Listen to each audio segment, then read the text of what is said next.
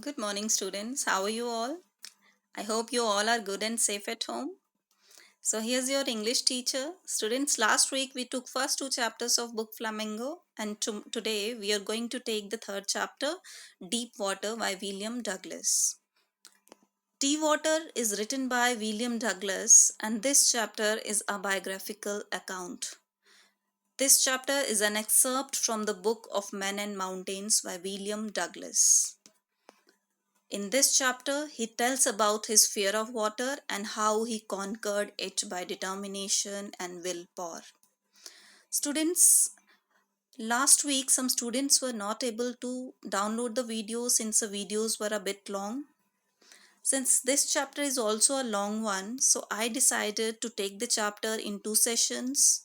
So, in the first session, that is today, we will talk about the general overview of the chapter, that is the theme of the chapter, about the author, introduction, and short summary of the chapter.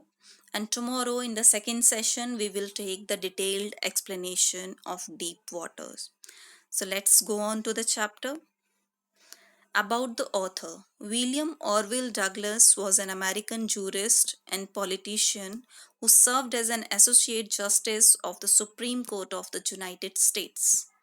Nominated by President Franklin D. Roosevelt, Douglas was confirmed at the age of 40, one of the youngest justices appointed to the court.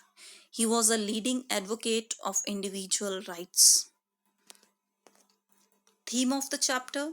In this essay, William O. Douglas talks about his fear of water and how he finally overcomes it by his courage, determination, hard work, strong willpower, perseverance, and the desire to learn. If these are practiced, we can definitely achieve success in all our endeavors.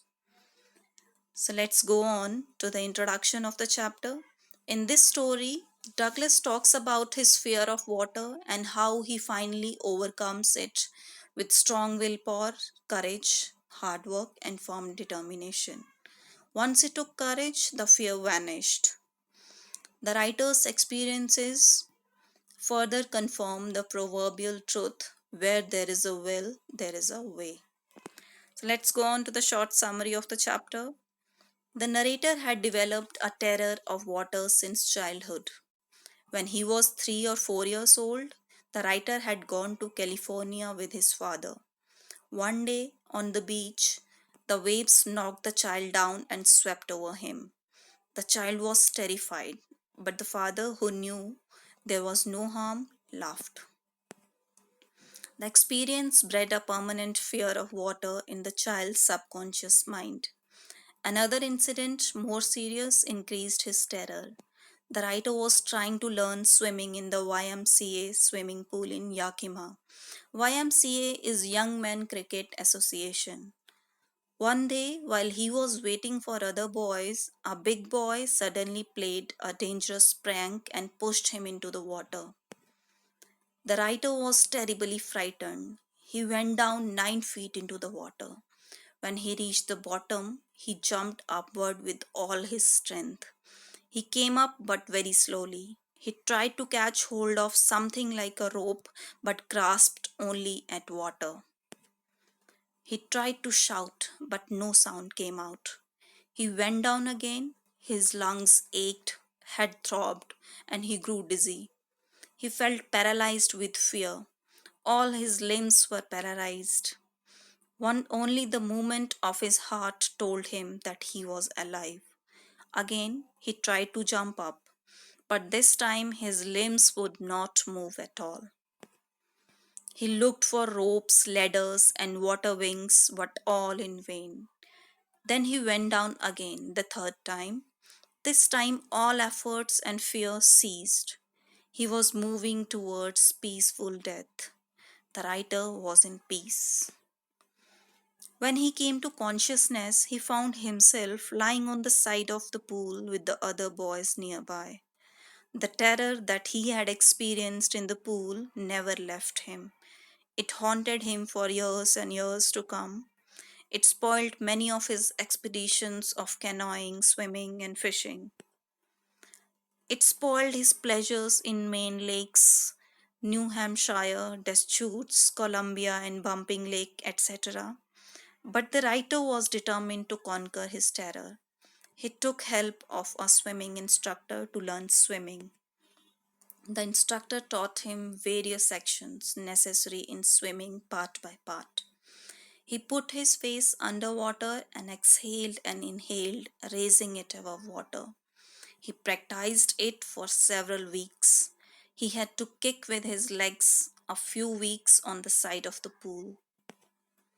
At last, he combined all these actions and made the writer swim. He learned swimming, but the terror continued.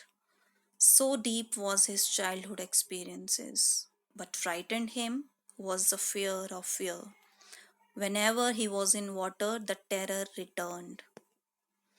Henceforward, the writer tried to terrorize the terror itself. He tried to face the new challenge. When terror came, he confronted it by asking it sarcastically as to what it can really do to him. He plunged into the water as if to defy the fear. Once he took courage, the terror vanquished.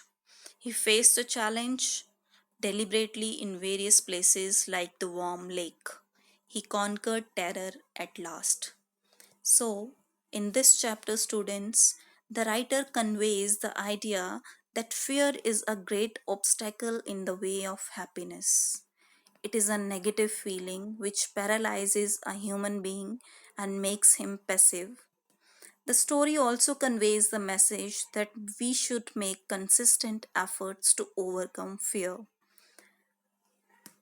He realizes that in death there is peace, but there is terror only in the fear of death. Therefore, one should overcome the fear itself. So, this is all about the general overview of the chapter, students. Read the chapter thoroughly, go on to the chapter, text of the chapter, and so that when we will take the chapter tomorrow, you will understand the chapter in a better way. So, thank you for watching.